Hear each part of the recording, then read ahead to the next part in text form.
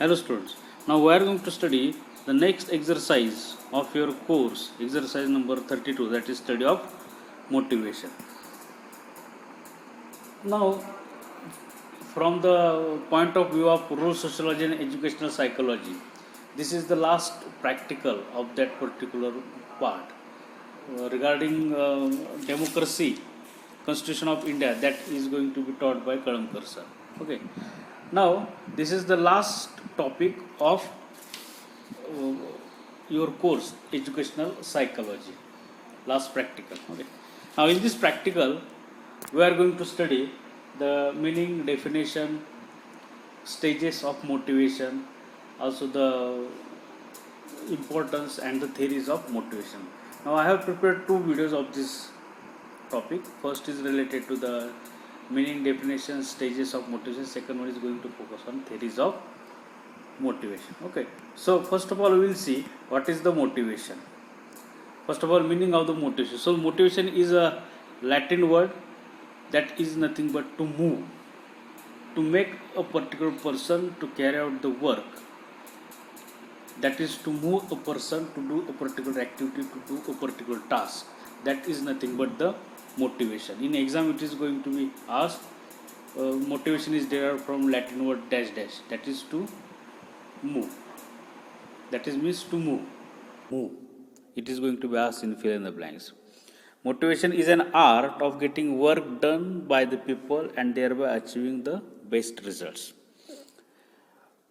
For making the people to do particular tasks, to do particular work, for them we need to give some motivation. Unless and until there is a motivation, nobody will respond to your work. For example, employee, if you give a salary to the employee, then they will do the work. If you give incentives to the employee, then they will do much more work. Okay, so by that way we are able to achieve the results. So for in that case, money is acting as a motivating force for the employees. So likewise we need to give the motivation, not only money but appreciation, or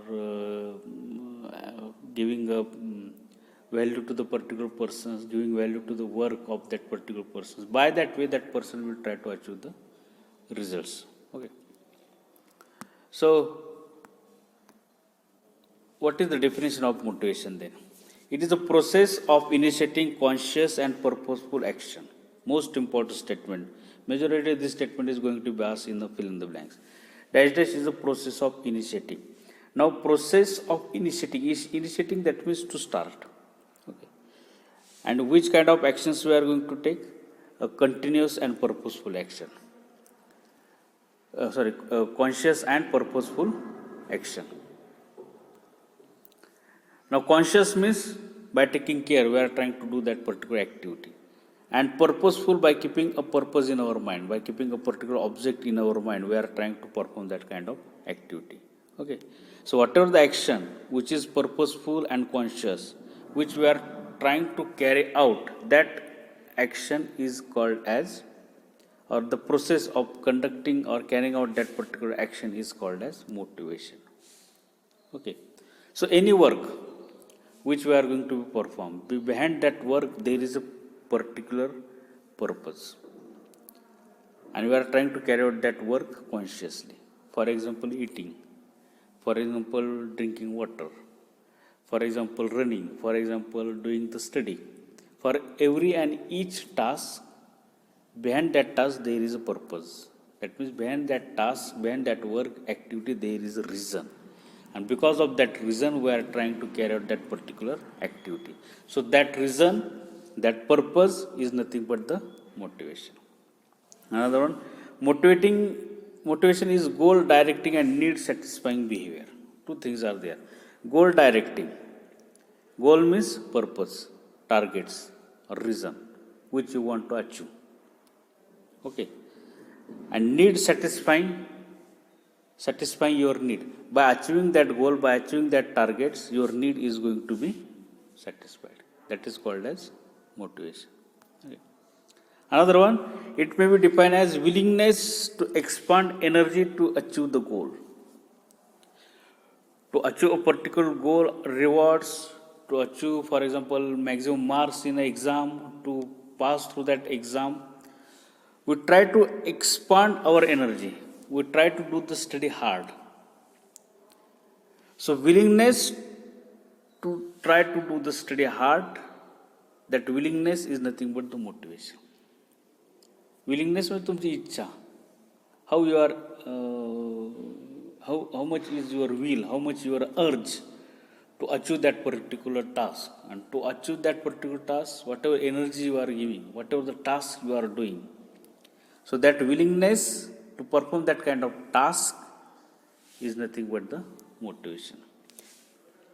Preferably in exam, try to write this definition: process of conscious and purposeful action. These definitions are going to be asked in a field name. So according to prepare for this definition. Now we'll see the concept of motivations. Basically, we are unable to detect the person's motivation from his overt behavior. Overt behavior means physical action, which we are going to do, the activities which we are going to do. We are unable to find out motivation, or we are unable to find out reason behind that particular action of a particular individual.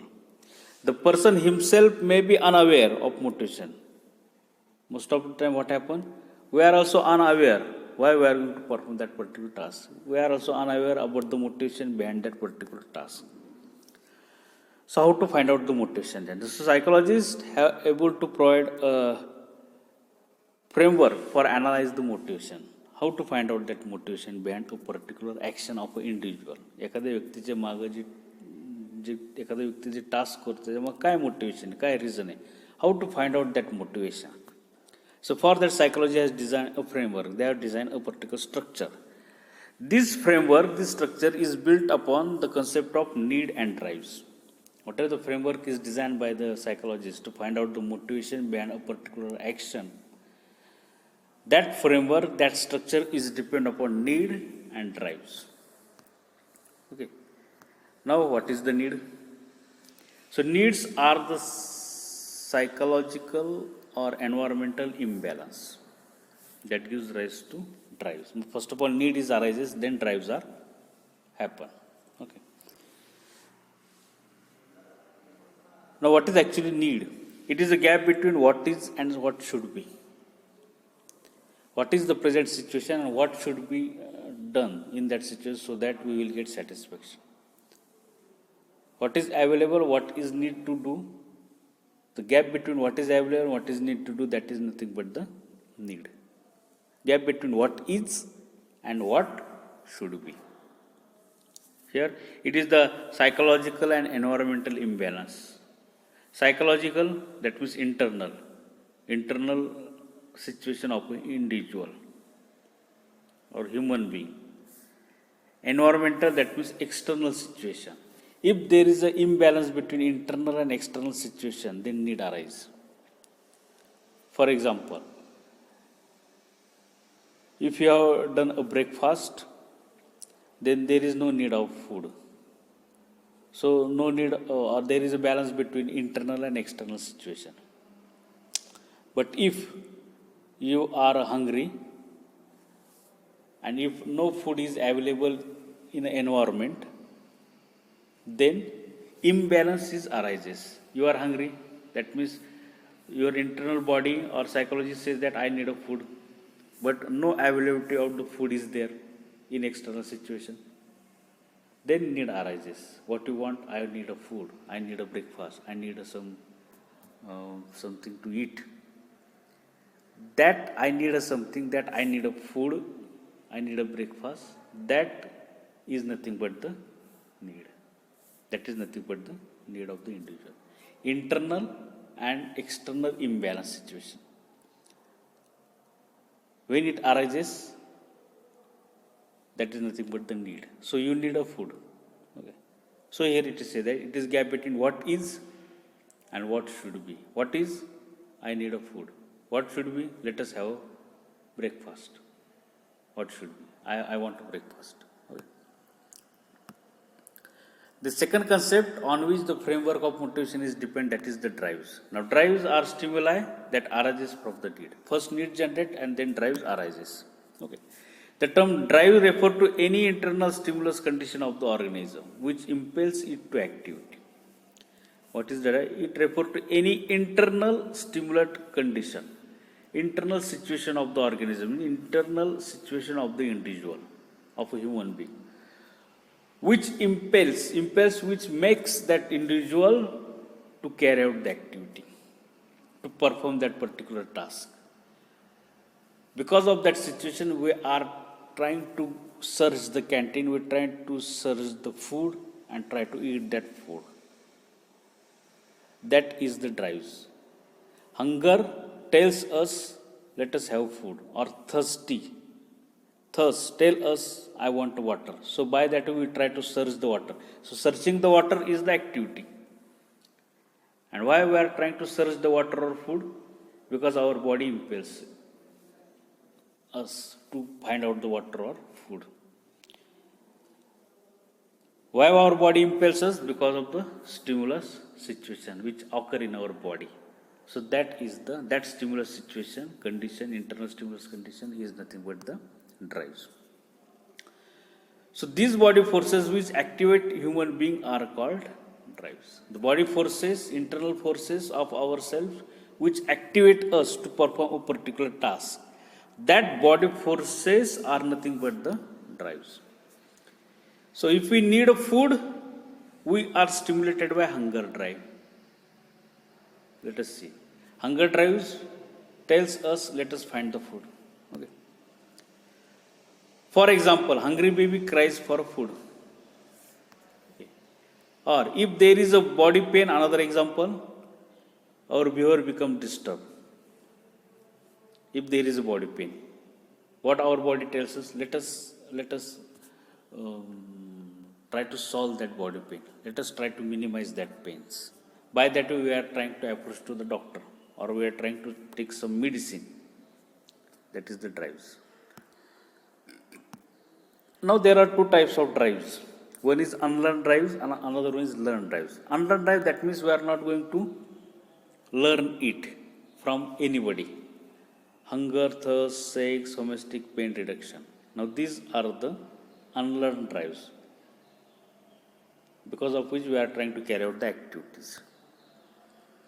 Learned drives, such as fear, we are going to learn the fear from other people. Approval, achievement, aggregation, dependency.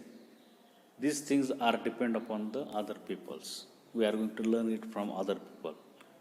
And then we try to do that kind of task. For example, if your elder brother, any family member achieved a post, a higher level post, or if they get a maximum marks, we take the example of that person and try to achieve that post. We try to achieve maximum marks. So that is the achievements. So we learn it from other individuals, and by that we try to perform that kind of task. So learn drives. The word drives and motives are usually synonymously used. Means drives and motives both are the same. So we are counting it as a motivation. Okay. So motives is defined as tendency to start, which is started by the drives and ended by the adjustment.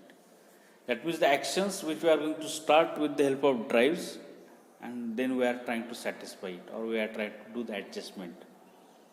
That is nothing but the motives. Now there are three stages of motivation. It might going to be asked, stages of motivation. First one, drive stage. A strong need activate the drives. That means need arises first, and that need activate the drive stage of the individual. Okay. Then behavior stage. That means we are trying to carry out the action. Once drive stage is activated, the individual is forced to act. Individual try to perform that particular task. The form of behavior depend upon the drives. Which kind of behavior you are going to perform? It depends upon the drives. Means drives, whatever the drives are generated, internal stimulus situation is generated, that must be positive one. That must be huge one. By that way, we are able to perform the action perfectly. But if drive stage is very low, then we are not going to perform that task. So behavior, that was second stage. And last stage is the need reduction stage. Need is generated first stage. Because of need, drive stage is carried out. Because of dry stage, we are trying to carry out the behavior. And after behavior, need reduction stage. That is, in this stage, the response satisfies the need. Response means whatever the actions we are going to do, by that actions, our need is going to be satisfied. Once we get a food, that means our need is satisfied. Internal situation is satisfied. That is the need reduction stage. So these are the 3 stages of motivation.